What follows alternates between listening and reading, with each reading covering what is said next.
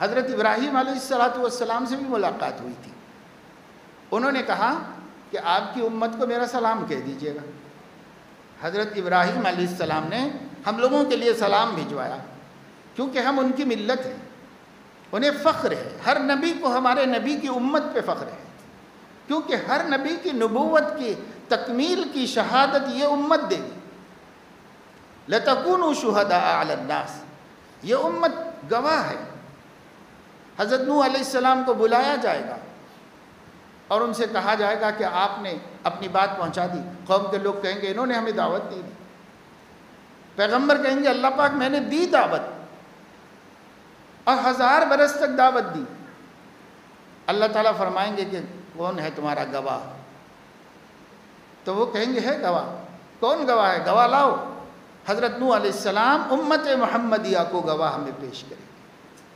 امت محمدیہ کہے گی کہ اے پاک پروردگار، بے شک نوح علیہ السلام کی قوم جھوٹ بول رہی ہے، نوح علیہ السلام نے ان کو 1000 برس دعوت دی تو ہے، ہم گواہی دیتے ہیں اس کی. تم کیسے گواہ بن گئے بھائی؟ تم تو بہت بعد میں آئے تھے. کہا ہمارے نبی نے کہا ہے، ہمارے نبی کی گواہی پر ہم گواہی دیں، گواہ دیں. تو یہ امت. حضرت ابراہیم نے کہا اے میرے بیٹے، اپنی امت کو میرا سلام کہنا اور ان سے کہنا جنت ایک چٹیل میدان ہے، ایک بالکل کھلا گراؤنڈ ہے. اس کو اگر اچھا سرسبز و شاداب باغ بنا دینا چاہتے ہو، اسے ایک حسین خوبصورت قیمتی فارم ہاؤس بنا لینا چاہتے ہو، تو سبحان اللہ، الحمدللہ، لا الہ الا اللہ، اللہ اکبر کثرت سے پڑھو. یہ کلموں کے جنت میں پودے ہیں. جب کوئی کہتا ہے سبحان اللہ تو سبحان اللہ کا ایک پودا لگا دیا جاتا ہے. جب کوئی کہتا ہے الحمدللہ تو الحمدللہ کا ایک پودا لگا دیا جاتا ہے. اس طرح ہمارا ذکر کرنا ہماری جنت کے سنورنے اور خوبصورت بننے کا سبب بنتا ہے. اس لیے آپ کی امت سے کہیے کثرت سے اللہ کا ذکر کریں، کثرت سے اللہ کا ذکر. جتنی بکواس ہم کرتے ہیں، اگر اس بکواس کے بجائے اللہ کا ذکر کیا کریں تو ہماری جنت بنتی چلی جائے گی، سنورتی چلی جائے گی. کمانے والے کماتے ہیں، جاننے والے جانتے ہیں، یقین کرنے والوں کو یقین آ گیا ہے کہ یہ خبریں غلط نہیں ہیں، یہ حدیثیں قابل قبول ہیں، ماننے کے قابل ہیں. یہ خبریں ہمارے نبی کی ہیں اور یہ حدیثیں بڑی حفاظت سے ہم تک پہنچی ہیں. ہمیں اس میں کوئی شبہ نہیں ہے، کلام نہیں ہے.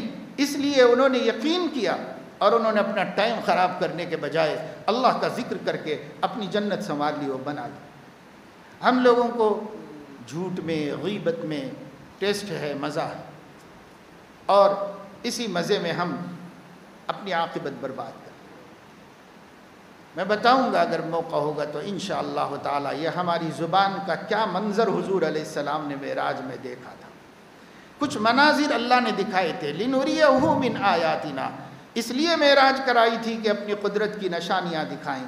انہی نشانیوں میں یہ بھی دکھایا کس عمل کا کیا انجام ہے، کس عمل کا کیا انجام ہے. اللہ نے ہمارے نبی کو دکھایا تاکہ وہ اپنی آنکھوں سے دیکھ کر، اپنے سر کی آنکھوں سے دیکھ کر عین الیقین کا اور حق الیقین کا مقام حاصل کریں اور اپنی امت کو پورے اطمینان کے ساتھ دعوت دیں. دیکھو یہ کرو گے تو یہی ہونے والا ہے، یہ کرو گے تو یہی ہونے والا ہے. تانبے کے، پیتل کے ناخون ہیں ایک قوم کے، ناخون تانبے اور پیتل کے ناخون ہیں، بڑے بڑے نکلے ہوئے، اور یہ ان ناخونوں سے اپنے ہی گوشت نوچ رہے ہیں. اپنے جسم کا، اپنے چہرے کا، اپنے جسم کا گوشت ان ناخنوں سے نوچ رہے ہیں اور ہائے ہائے کر رہے ہیں تکلیف و اذیت سے. پوچھا رحمت للعالمین صلی اللہ علیہ وسلم نے، جبرائیل یہ کیا ہو رہا ہے؟ کہا یہ آپ کی امت کے وہ لوگ ہیں جو دوسروں کی آبرو میں پڑتے ہیں، یعنی غیبتیں کر کے ان کو عزت، ان کی عزت اور ان کے آبرو کو نقصان پہنچاتے رہتے ہیں.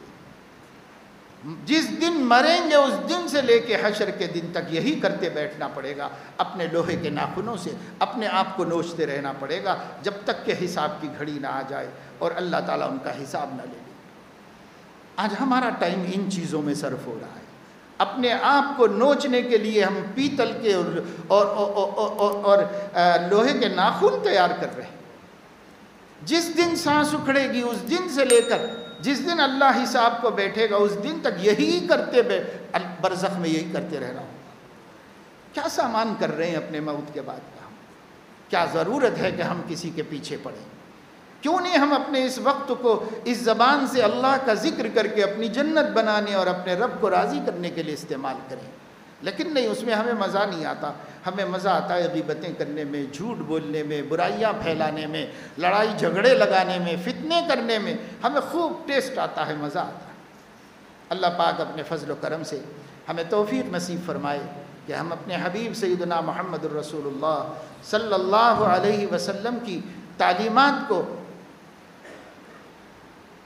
غور کے کانوں سے سنیں، قدر کے ہاتھوں سے لیں، اپنے سینے سے لگائیں، اپنی زندگی کا جز بنائیں اور اس پر عمل کر کے دنیا اور آخرت کی ذلتوں اور رسوائیوں سے اپنے آپ کو بچانے کا سامان کریں۔ آمین۔ وآخر دعوانا ان الحمد للہ رب العالمین۔